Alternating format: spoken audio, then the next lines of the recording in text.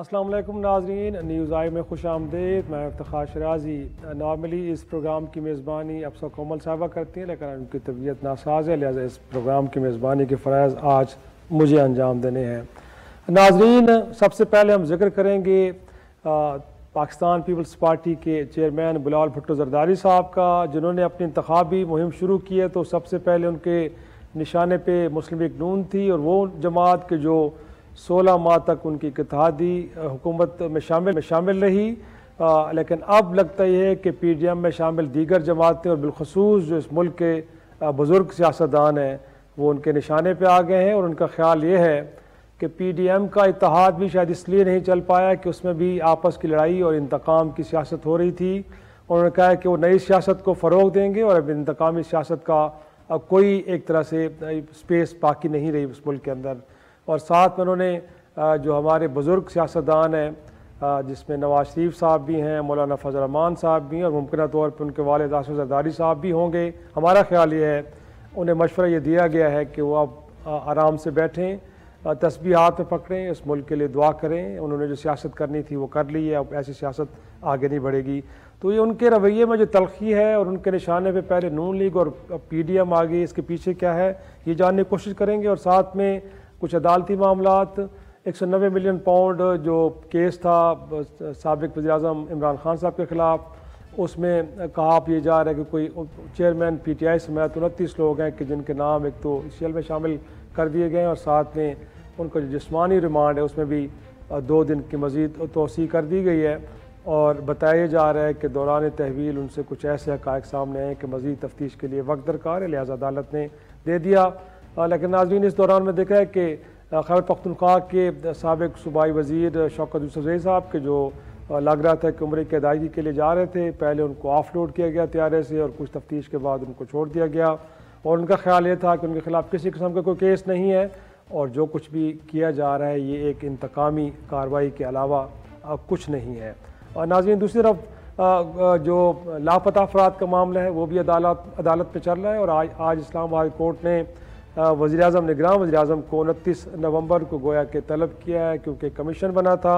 उस कमीशन की रिपोर्ट पे अमल दरामद के हवाले से कहा गया, और अब ये अदालत की जानिब से कहा गया, रिमार्क्स आए हैं जस्टिस की जानिब से, जस्टिस मोहसिन अख्तर कियानी साहब की जानिब से, कि या तो इस पर अमल दरामद किया जाए या फिर निगरान वज़ीर-ए-आज़म अदालत में पेश हों। तो अब देखना ये है कि इस मामले पर अदालत क्या कहती है और निगरान हुकूमत क्या मौक़िफ़ अपनाती है। हमारे साथ एक ऑनरेबल पैनल मुझे पे ज्वाइन किए है जुल्फ़िकार अली बद्र साहब, आप तर्जुमान हैं बिलावल भुट्टो ज़रदारी साहब के, और उनके साथ मौजूद हैं जहांगीर जदून साहब, आप माहिर कानून हैं। सबसे पहले गुफ्तगू का आगाज़ करते हैं जुल्फ़िकार अली बद्र साहब से।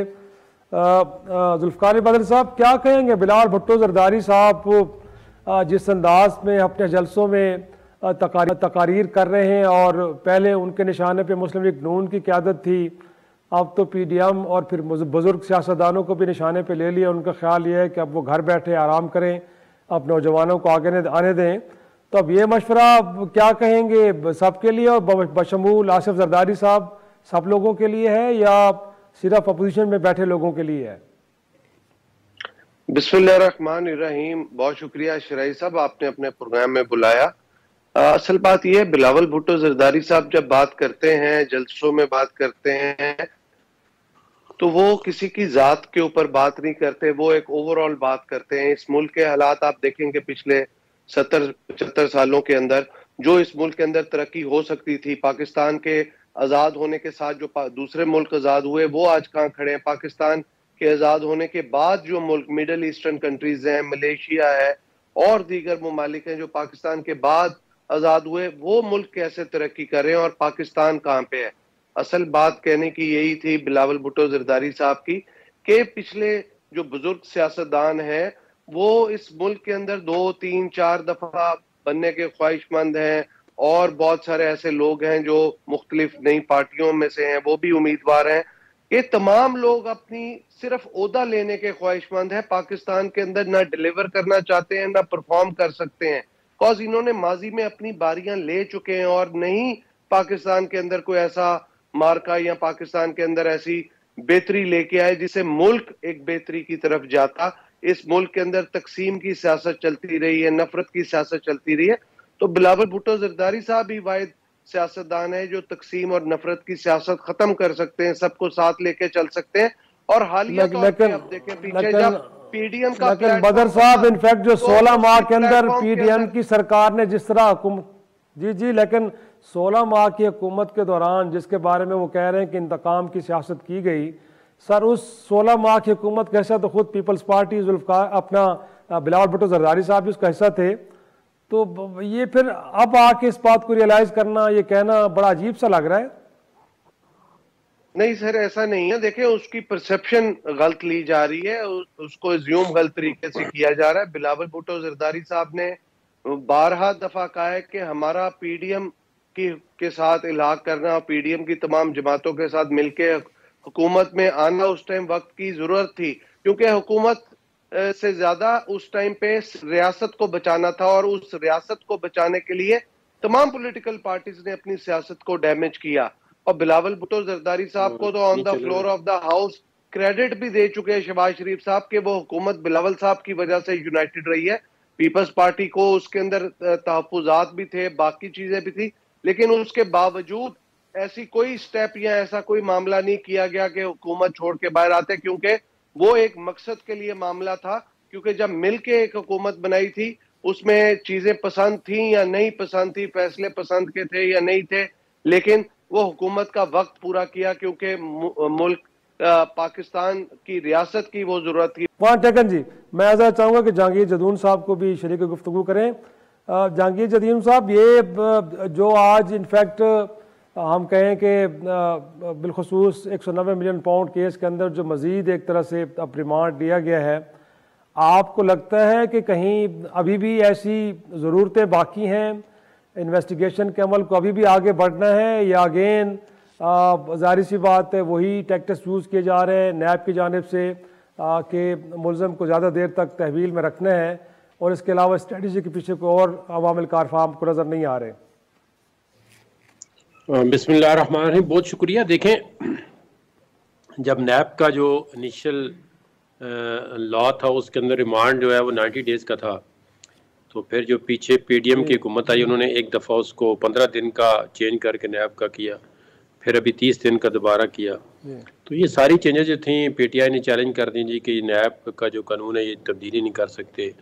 तो नैब का जो रिमांड है वो कम अज़ कम जो है वो होना चाहिए, 15 दिन भी काफ़ी होते हैं एक बंदे, क्योंकि जो नैब के अंदर ज़्यादातर क्राइम जो है वो वाइट कलर क्राइम होते हैं, उनकी मोस्टली जो होती है एविडेंस वो डॉक्यूमेंट्री एविडेंस होती है।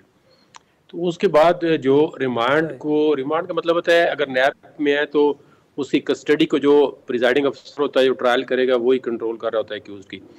तो लॉ तो ये है कि जब वो रिमांड देता है तो उसके सामने जो है सब्सटेंशियल जो है वो इस तरह की मटेरियल हो, एविडेंस हो कि इन्होंने अगर मैंने 5 दिन का रिमांड दिया है तो 5 दिन के अंदर क्या इन्वेस्टिगेशन की है, क्या रिकवरी की है, और ये इसकी केस के अंदर कितना यूजफुल है या इसको वैसे ही रखना चाहते हैं। तो ये सारी चीज़ें जो है लेकिन इसी केस में इससे पहले तो इन्वेस्टिगेशन के लिए खान साहब पेश होते रहे, उस वक्त तो नैब को नहीं लग रहा था कि उनको तहवील में लेना ज़रूरी है।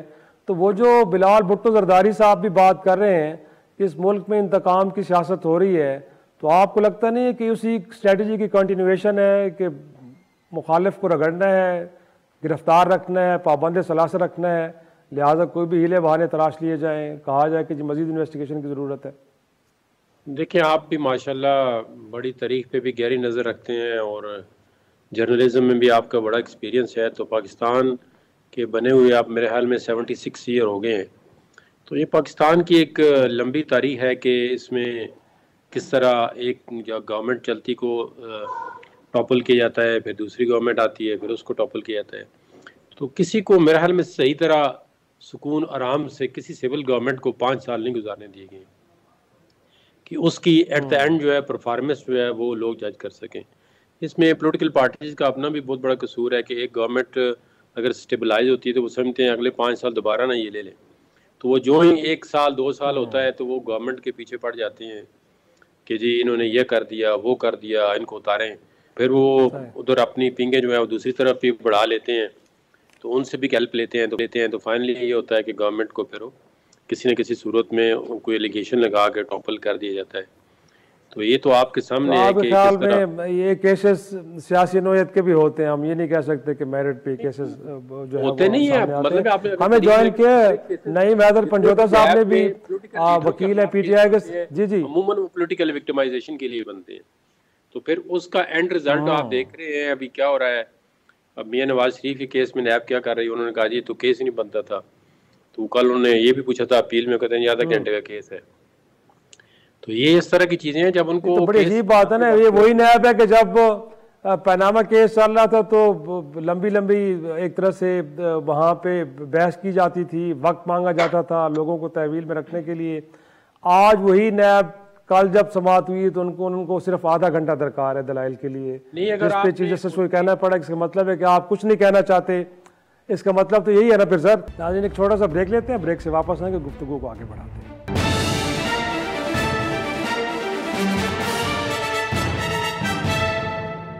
प्रोग्राम में एक बार फिर खुश आमदेद। नहीं मात्र पंजोता साहब भी आए सर, इनको भी शरीक गुफ्तगू करते बहुत शुक्रिया सर वक्त देने के लिए।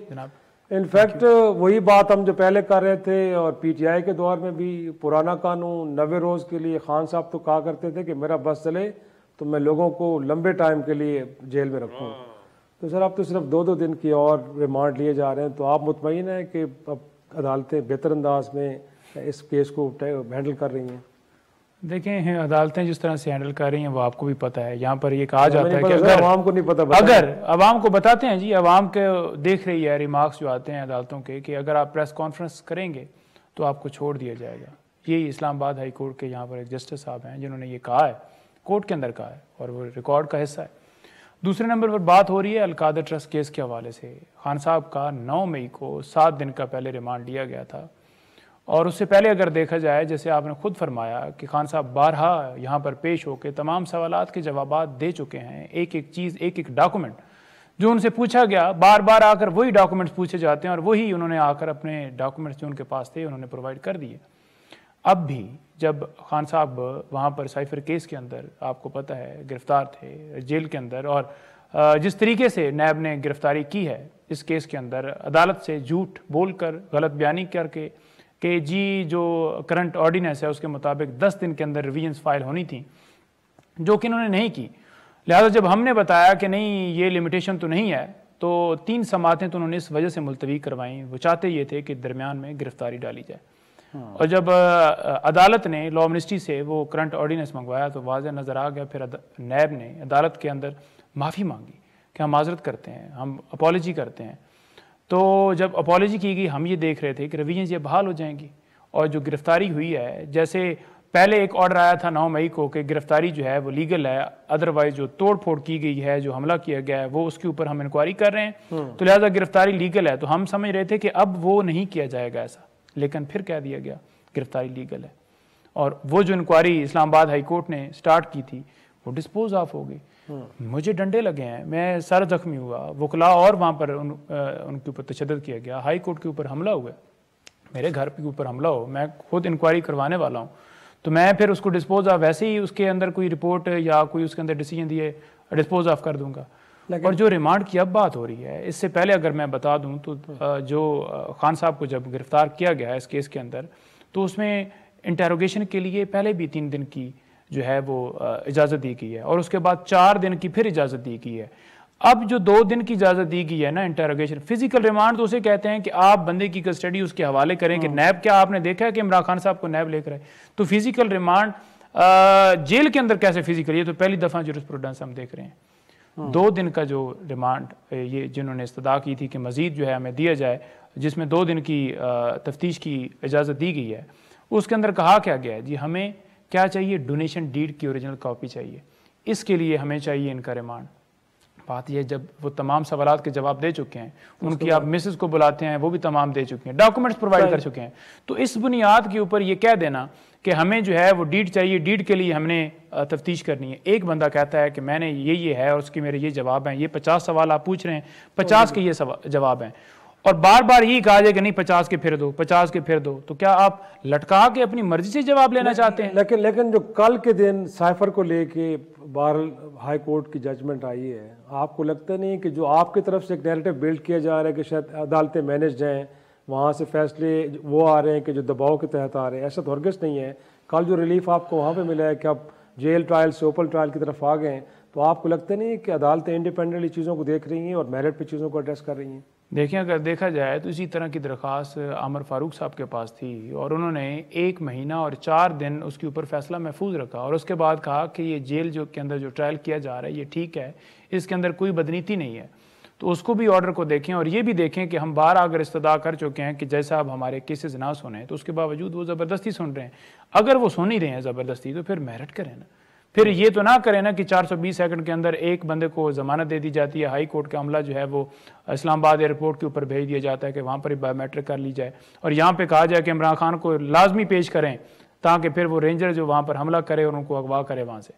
जहांगीर जदून साहब, इनफैक्ट आपकी तरफ आएंगे सर। एक मामला, क्योंकि अब लापता अफराद का मामला भी बिलखसूस वो भी बलूचिस्तान से, उस मामले पे लेके कमीशन बना, बट उसकी सिफारशात भी आई, बट हर तरह मेरे ख्याल में जिससे माजी में हमने देखा है, अब भी निगरान हुकूमत अगरचे मुंतखब हुकूमत नहीं होती, उसके स्टेक्स ऑफ ऐसे होते नहीं हैं, बट कोई सर रिस्पांस हौसला अफजा नहीं। और बिलाखिर आज फिर कहना पड़ा अदालत को कि फिर निगरान वज़ीर आज़म अदालत में पेश हों, बताएं क्या मसाइल हैं। तो क्या लगता है सर, इस इशू को एड्रेस करने के हवाले से कहाँ पे प्रॉब्लम्स आपको नज़र आती हैं? ये देखें, ये कोई नया इशू नहीं है, ये बहुत पुराना इशू है। जो भी लोग जब अपोजिशन में होते हैं तो वो इस पर बड़ी बात करते हैं जी, इन्फोर्स डिसअपीयरेंस नहीं होनी चाहिए और लोगों को उठाया जाता है। तो इस पर एक ऑलरेडी कमीशन भी बना हुआ है जिसके चेयरमैन जो है आपको पता है जवेद इकबाल साहब हैं, और वो किस तरह इसको हैंडल कर रहे हैं, काफ़ी अर्से से वो उसके चेयरमैन है। तो ये कि ह्यूमन राइट्स का बहुत बड़ा इशू है। इसको गवर्नमेंट को चाहिए कि पार्लियामेंट के ज़रिए या जो इलेक्टेड कैबिनेट होती है उसके ज़रिए, ये किसी भी गवर्नमेंट ने इनफैक्ट जो है ना उस तरह इस पर तवज्जो नहीं दी है। एक मुंतसर नारू का केस आपको याद हो, उसमें शहबाज शरीफ साहब को भी इस्लामाबाद हाई कोर्ट में 2 पेशियों पे आना पड़ा है। इवन एक दफ़ा तो पूरी आधी कैबिनेट गई इस्लामाबाद हाई कोर्ट में, तो उन्होंने कहा जी हम इनके साथ मिल के कुछ करते हैं। फिर वज़ीर आज़म से उनकी अतर मिनल्ला साहब ने मुलाकात करी उनकी फैमिली की, लेकिन वो रिकवरी नहीं हुई। फिर इसके अंदर जो आगे गवर्नमेंट का मौक़िफ़ है, वो कहते हैं जी कोई लोग किधर चले गए हैं, कोई बाहर हैं, कोई, इसकी अभी तक कोई सही डिटर्मिनेशन नहीं हुई कि कितने लोग डिसअपीयर हैं और वो picked up by the agencies हैं, किसी जगह पे खुद गए हुए हैं। अब ये कोई ऐसा अभी तक इनफैक्चुअल जो है ना कोई बात कोई किसी इंक्वायरी किसी इन्वेस्टिगेशन में सामने नहीं आई कि अब कोई, ये तो बड़ा मतलब जेन्युइन ह्यूमन राइट्स का इशू है। निगरान हुकूमत के पास कितनी स्पेस है? निगरान हुकूमत कुछ कर पाएगी? और निगरान वज़ीर आज़म तो खुद बलूचिस्तान से, और यहाँ तो बलोचों का मामला है। जी निगरान देखें ना, निगरान प्राइम मिनिस्टर को तो इस पे ज़्यादा फोकस करना चाहिए और अपनी ऑफिस को यूज़ करके इसको मसले को किसी हल की तरफ लेके जाएं। और इसमें सही तरह से जो लोग देखें ना, आप थोड़े लम्हे के लिए अपने आप को उन लोगों की, ठीक है एक तो दहशतगर्द हो गए तो उनका तो एक अलग हिसाब है कि अगर कोई दहशतगर्द है या उसका कोई बंदा उसमें मुलव्वस है तो उसका तो ऑब्वियसली जवाज़ भी होता है कि फिर भी उसको गायब देखो कानून के सामने लाना चाहिए। जो बंदा चाहे जितना भी बड़ी क्रिमिनल हो, अगर आप उस पर कोई डाउट है तो उसके अगेंस्ट जो भी केस बनता है तो पाकिस्तान की अदालत में लाएं। अदालत जो है फिर उसका यही हमेशा यही नुक्ता उठाया जाता है और मेरे ख्याल में इसी नुक्ते पे फोकस करके आगे बढ़ना चाहिए। प्रोग्राम में एक वक्फा लेंगे, वक्फे से वापस आएंगे तो गुफ्तगू के सिलसिले को आगे बढ़ाते हैं।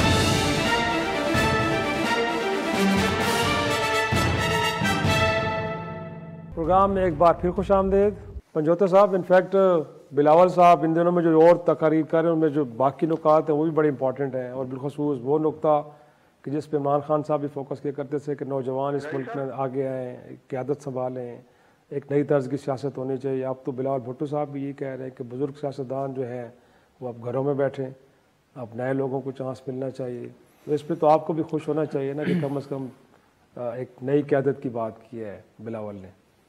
देखें, वो जिस सेंस में बात कर रहे हैं मैं समझ रहा हूँ कि नवाज शरीफ साहब ने 3 अतवार में पहले हुकूमत की है, तो उन्होंने मुल्क के अंदर जो आज पोजीशन है, मुझे ये बता दें कि 2018 में कोई इनका शख्स बता दे कि क्या पाकिस्तान के अंदर दूध की नहरें बहती थी। जितने अदवार में उन्होंने हुकूमत की है 0/0 इनकी जो है वो परफॉर्मेंस रही है। सिर्फ़ और सिर्फ अपने एसेट्स, अपने कारोबार, अपने मामलात, अपने अकाउंट्स वो बढ़ाने हैं, बाकी अवाम मर जाए कोई फ़र्क नहीं इनको पड़ता। सिर्फ इक़्तिदार के लिए मुल्क में आना, इनके बच्चे भी बाहर हैं। कोई ऐसी यूनिवर्सिटी बता दें कि कोई इन्होंने पाकिस्तान के अंदर बनाई हो जहाँ पर ये बच्चों को तालीम बच्चों की तालीम हासिल, वो बच्चे इनकी तालीम हासिल कर सकें। कोई ऐसा हॉस्पिटल बताएं जहाँ पर ये खुद इलाज कर सकें। तो कहते हैं दिल के खान ने शौकत खाना बनाया सर, सिंध में उन्होंने इतने बड़े बड़े सेंटर्स बना दिए, वो कह रहे हैं आप जाएँ अंदरूनी सिंध में, कराची में। बिल्कुल जी, वहाँ पर सिंध में बिल्कुल नहरें बह रही हैं, बलूचिस्तान में भी जाकर इन्होंने यही बयान दिया है। ये तो अच्छी बात है कि पुरानी 75 साल तर्ज सियासत जिसमें इंतकाम था, जिसके अंदर इक़्तिदार की सियासत थी, अब वो कह रहे हैं कि जी हम भी चाहते हैं कि ये ना हो। अब अवाम के मफाद की सियासत, बिलावल भुट्टो ज़रदारी साहब आज भी उनका जो जलसा था उसमें ये कह रहे हैं कि अब जो बुजुर्ग सियासतदान हैं उनको बेहतर है कि घरों में बैठे तस्बीह हाथ में पकड़ें, अल्लाह अल्लाह करें, अब यंग लीडरशिप को चांस दें। बुज़ुर्ग घरों में बैठ नहीं सकते क्योंकि जो मामलात है ना, ये जो लत है सियासत की, ये बड़ी ही बुरी चीज़ है। और आप अगर देख लें तो सियासत को इबादत कहते हैं सर, आप कहते हैं लाते ही। देखें, सियासत को अगर इबादत समझ कर किया जाता ना तो आज मुल्क इस सूरत हाल में ना गुजरता। सियासत को अगर इबादत समझ के किया है तो वो सिर्फ इमरान खान ने, उसके एसेट निकाल लें, उसकी प्रॉपर्टियाँ निकाल लें, उसकी जो टेन्योर के अंदर उसकी अगर फैक्ट्रियाँ बड़ी हैं, उसकी मिलें बड़ी हैं, उसने बाहर अकाउंट्स बनाए हैं, एमन फील्ड अपार्टमेंट्स बनाए हैं, तो फिर आप बताएं। अगर उसने पनाहगाहें बनाई हैं, हेल्थ कार्ड उसने मुतारफ़ करवाया है, उसने शौकत खाना बनाया है, नमर यूनिवर्सिटी इस वज़ीर आज़म बनने से पहले बनाई है, तो फिर वो भी रिकॉर्ड के ऊपर लेकर आएँ कि इमरान खान ने क्या क्या काम किए हैं। कोरोना के अंदर किस तरह से मुकाबला किया, जिसमें पूरी दुनिया जो है उसने कहा कि बड़ा ज़बरदस्त तरीके से जो है पाकिस्तान ने जो है वो कोरोना को फेस किया है। तो ये चीज़ें तो ऑन रिकॉर्ड हैं। सियासत जो है एक वाहिद इमरान खान साहब हैं जो मैं ये समझता हूँ कि जिन्होंने नौजवान लोगों को मौका दिया। और मज़ीद भी देखें, मेरे जैसे लोग आकर यहाँ पर उन्होंने मुझे अपना कानूनी तर्जुमान लगाया, उन्होंने मुझे कोर कमेटी में शामिल किया। अगर ऐसी मिसालें और लगाई जाएँ, मुराद सईद साहब हैं, आपको अली मोहम्मद खान साहब नए चेहरे देखते हैं, और 50 लोग हैं। अभी आप देखेंगे इलेक्शन के अंदर फिर नौजवान नजर आएंगे। लोगों को महमूद खान और बुज़दार साहब भी तो नजर आते हैं ना, उनके ऊपर खुद आपकी पार्टी के लोग वायरल होते रहे इस तरह, लेकिन जुल्फ़िकार बदर साहब आ गए, दोबारा उनकी करेक्ट हम से कर गए। जुल्फ़िकार बदर साहब, अब तो सिंध को आपसे लेने की बातें हो रही है, मैंने पहले भी सवाल किया। देखिए, पाकिस्तान पीपल्स पार्टी के चेयरमैन बिलावल भुट्टो ज़रदारी साहब ने वेलकम कहा है मियां नवाज शरीफ साहब को कि आए सिंध में। असल बात यह है कि सिंध, बलूचिस्तान और बाकी जगह पे PMLN की वो गुंजाइश ही नहीं रही कि वो आके इंडिपेंडेंटली जो है इलेक्शन लड़ सके। अभी तो उनको अपनी स्पेस बनानी है, किसी ना किसी के कंधे पे सवार होके, चाहे वो MQM है या कोई और पार्टी है, उसके साथ मिलके ये इलेक्शन लड़ेंगे। लेकिन इतना आसान नहीं है, और जितना ये इनको आसानी लग रही है सिंध और बलूचिस्तान में और पंजाब, उससे भी मुश्किल है कि ग्राउंड पे रियलिटी नहीं है। जो PMLN की जो सपोर्ट है वो उस तरह नहीं है। पाकिस्तान पीपल्स पार्टी को 1% का भी कोई डर या खौफ नहीं है। पीपल्स पार्टी चाहती है कि ये सारे जमातें मिलकर इलेक्शन लड़े, क्योंकि पीपल्स पार्टी ग्राउंड रियलिटी की पार्टी है और इलेक्शन जीतेगी इंशाल्लाह। और पीपल्स पार्टी सिंध के अलावा सेंटर में भी अपनी हुकूमत बनाएगी और बाकी सूबों में भी इतनी तादाद में सीटें ले लेगी कि उसके बगैर हुकूमत बनाना मुश्किल होगा। और ये जो दूसरी पार्टियां, अभी मेरे भाई अभी बात कर रहे थे कि खान साहब, देखिए खान साहब की तमाम पॉलिटिकल पार्टीज जो हमारी लीडरशिप तो खास तौर पे रिगार्ड करती है, कभी जातियात की सियासत नहीं की, लेकिन खान साहब ने जो वादे बैत किए थे इस कौम के साथ, उन्होंने तो रियासत मदीना का नाम लगा के, अभी 2 दिन पहले ही एक साहब ने इंटरव्यू दिया है निजी चैनल के ऊपर, उन्होंने बताया कि खान साहब ने रियासत मदीना का जो सर कहाँ 3.5 साल में कहाँ रियासत मदीना बनती है सर, टाइम ही कितना मिला ना, ये भी तो देखे ना। 70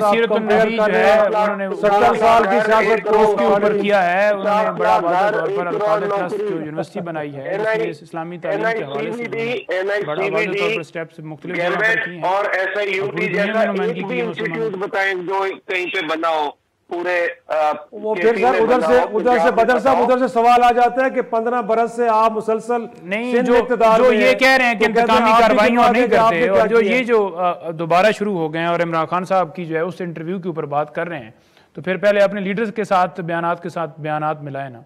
जो ये कह रहे हैं कि हम जो है इसके ऊपर बिलीव नहीं करते और हम आगे बढ़ना चाहते हैं, तो फिर ये क्यों तोहमत लगा रहे हैं? वो उसी इंटरव्यू को दोबारा जो है पॉलिटिकल गेन हासिल करने के लिए कह रहे हैं। भाई वो कैसे बयान दिया गया है उसको भी देखना पड़ेगा, वो कैसे बयान दिया गया, कैसे उसके ऊपर प्रेशर डाला गया। पूरे मुल्क में जैसे बयानात अगवा बराए बयान हो रहे हैं वो उसके ऊपर कोई नहीं आप बोलते, जो फंडामेंटल राइट्स की वायलेशन उसके ऊपर कोई बात नहीं करते। जी हर एक को सिर्फ इलेक्शन की पड़ी हुई है, उनका रिस्पॉन्स लेते हैं। जी जी जी बड़ा सर, फंडामेंटल राइट्स हो जाए, विमेन राइट हो जाए, चिल्ड्रन राइट हो जाए या माइनॉरिटी राइट हो जाए, पीपल्स पार्टी इस चीज की चैंपियन है और वो हमेशा तो लेना सर, अभी आपको नजर नहीं आ रहा? तो ये पीपल्स पार्टी ने तो सबसे ज्यादा बर्दाश्त किया है इस चीज सर बर्दाश्त को छोड़ें, बर्दाश्त तो आपने किया, वो तो आप हर रोज कहते हैं। बदर साहब, वो तो वो बर्दाश्त किया तो अभी क्या तो- होना चाहिए, उसके ऊपर आपको बात नहीं करनी चाहिए, मौलाना या उन लोगों से फजल आपने मान वोट नहीं लेना। जो भी बात करते हैं, हम तो मौलाना आगे फजल बात मान करते साहब तो हैं, कह रहे हैं कि लेकिन अगर उनका मुखालिफ जेल में होगा तो मुकाबले का मजा ही नहीं आएगा, लेकिन ये जुमला में बिलावल साहब की तरफ से सुनने को नहीं मिल रहा। नजर कुछ आप भी कहें कि जिन्होंने मुकाबला करना है वो मैदान में होने चाहिए।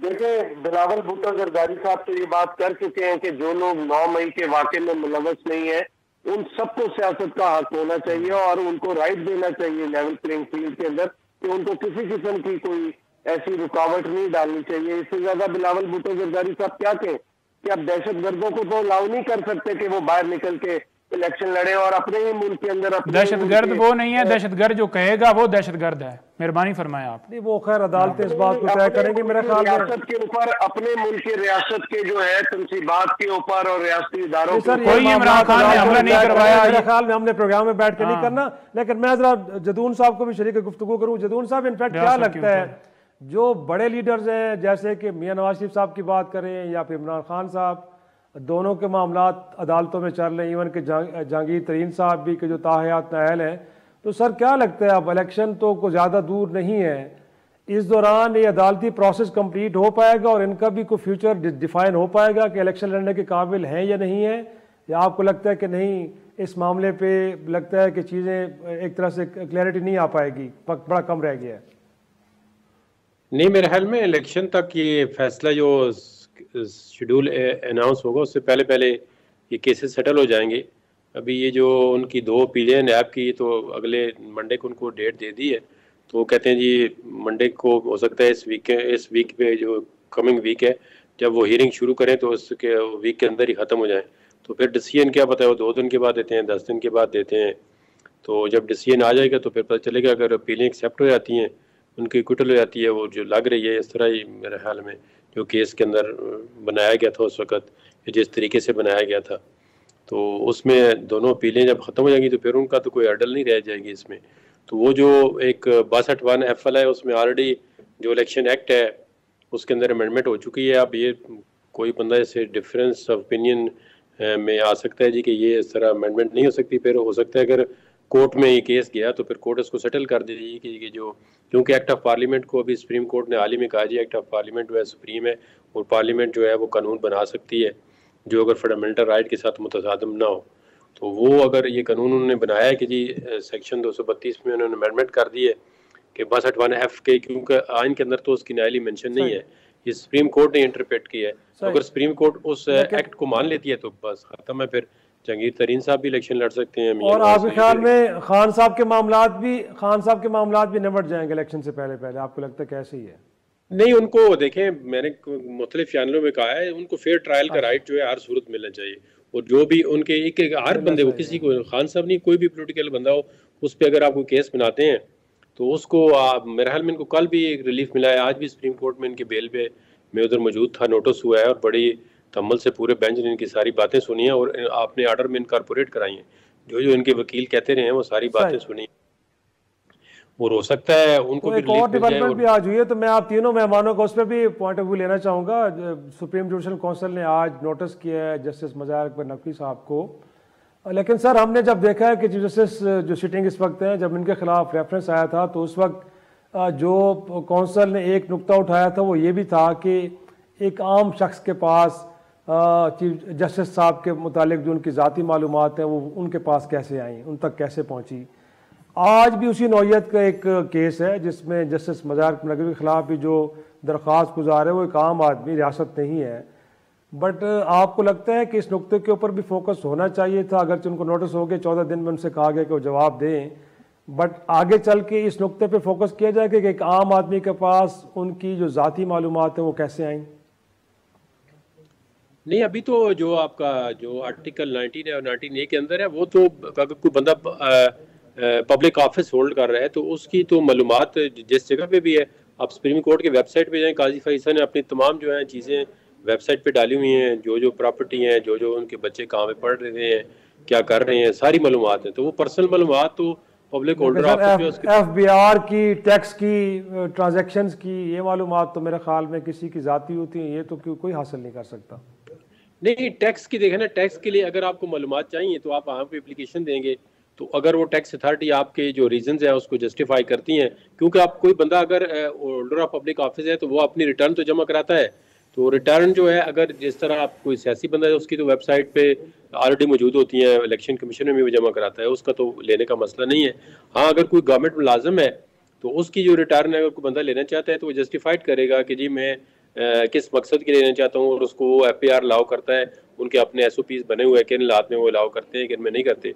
तो एक जज की तो जाहिर है, अगर काजी फाइसा की साहब की तो एक देखे ना, प्राइवेट बंदे ने, कोई डोगर नामी बंदे ने कहाँ से रिटर्न ली थी, उनका तमाम केस जो है उसके हाथ में था सारा कुछ, तो वो रिटर्न मेरे ख्याल में मुझे नहीं पता वो किस तरह उन्होंने किसने ली है, लेकिन उनका बेशतर जो चीज़ें वो प्रॉपर्टी से रिलेटेड इशू हैं उनके, और वो जो कंप्लेंट है उसमें अंदर देखें एक इनानिमस बंदा नहीं है उनका कंप्लेंट, उन्होंने पाकिस्तान बार कौंसिल भी कंप्लेंट है, इसमें मुख्तलिफ बार कौंसिलें भी है। एक तो होता है ना कि बंदे को उठा के किसी को डिफरेंट पे गया है, बट जाहिर सी बात है मालूमात का असूल लीगल है या नहीं है उसको देखना पड़ेगा। प्रोग्राम में एक वक्फा लेंगे, वक्फे से वापस आएंगे तो गुफ्तगू के सिलसिले को आगे बढ़ाते हैं।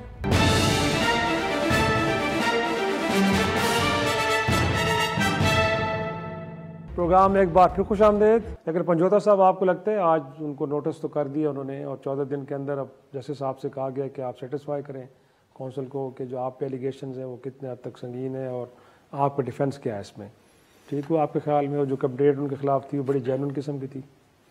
देखें, ये सुप्रीम जुडिशल काउंसिल के सामने मामला गया है, तो मैं तो ज़्यादा इसके अंदर कमेंट नहीं करना चाहूँगा। जो भी फिर उनका जवाब होगा, पहले भी उन्होंने अपना जवाब जो है वो जमा करवाया, उन्होंने एतराज़ भी उठाया, तो वो सारी चीज़ें देखनी चाहिए। मेरिट जो है वो सबसे पहले ज़रूरी है, जो कि पाकिस्तान के अंदर इस वक्त जो है वो जो सूरत हाल है, सिर्फ आइन वो किताब के अंदर की हद तक रह गया है, ओवरऑल प्रैक्टिकली तो हम कहीं पर उसे नहीं देख रहे। जी जुल्फ़िकार बदर साहब, इनफैक्ट आपका भी इस पे पॉइंट ऑफ व्यू लेना चाहेंगे। मज़ार नकवी साहब को आज नोटिस हो गया और 14 दिन में उनसे जवाब मांगा गया है कि आपके खिलाफ। सर, ये कोर्ट का मैटर सब्जेक्ट है और कोर्ट जो इस पे सुप्रीम जुडिशल काउंसिल कार्रवाई कर रही है, जब तक ये कार्रवाई मुकम्मल होकर रिजल्ट जो भी फैसला देंगे, जो भी मामला होगा, हम तो अदालतों के फैसले का एहतराम करते हैं और जो भी फैसला आएगा उसका एहतराम करेंगे।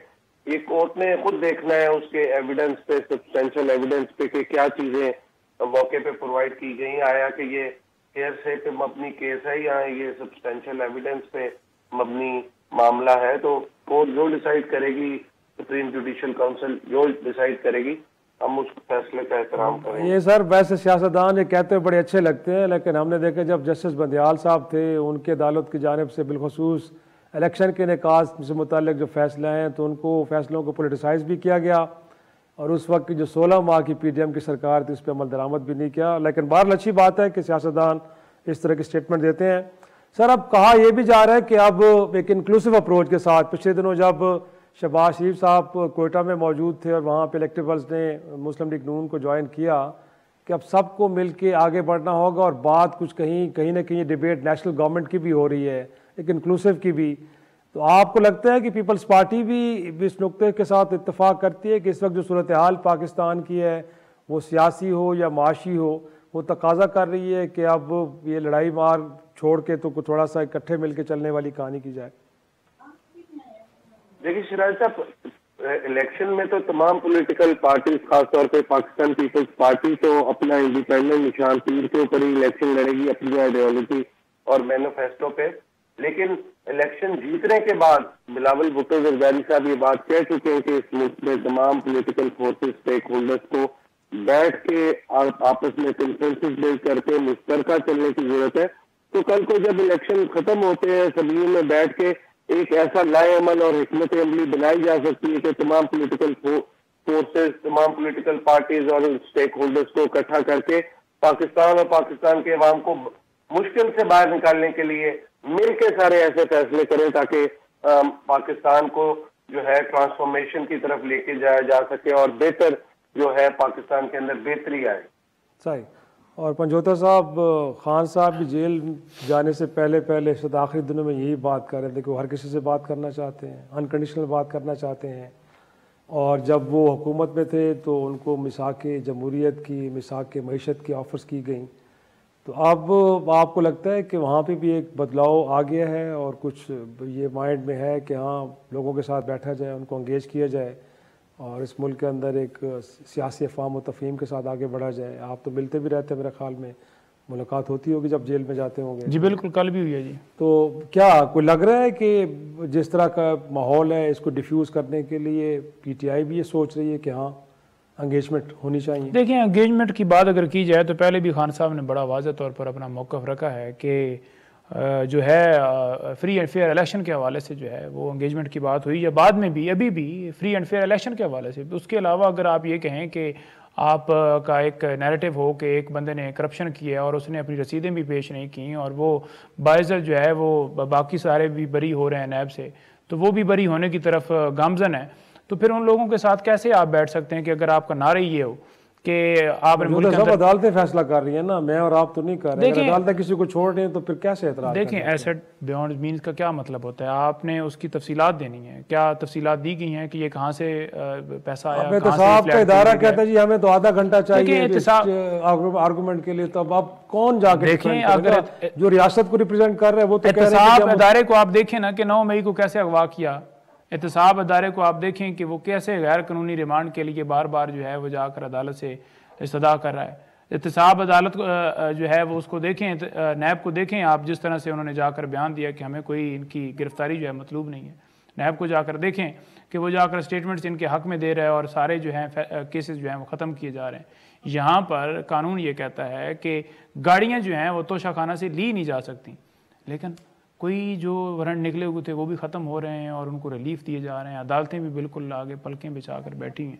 तो फिर ऐसे कैसे होगा जी? ऐसे तो बिल्कुल नहीं है। जदून साहब, क्या वाकई लेवल प्लेइंग फील्ड का इशू अभी तक बरकरार है? और जिस तरह पंजोता साहब भी कह रहे हैं कि बस एक जमात कहीं फोकस उसको किया हुआ है और बाकियों के लिए तो सब कुछ ठीक है, आपको भी ऐसे लगता है? नहीं, अब इनको जो पिछले इन्होंने 3.5 साल गुजारे हैं तो उनको रिलीफ मिलता रहा है। अभी 5 साल के बाद फिर उनको रिलीफ मिलना शुरू हो जाएगा। ये फिक्र न करें, फिर ये कहेंगे जी आप देखें इनको किस तरह रिलीफ मिल गया। तो उन्होंने भी 5-6 साल गुजारे हैं ना, कहानी का ये भी 5-6 साल गुजारे हैं, इनको भी रिलीफ मिलना शुरू हो जाएगा।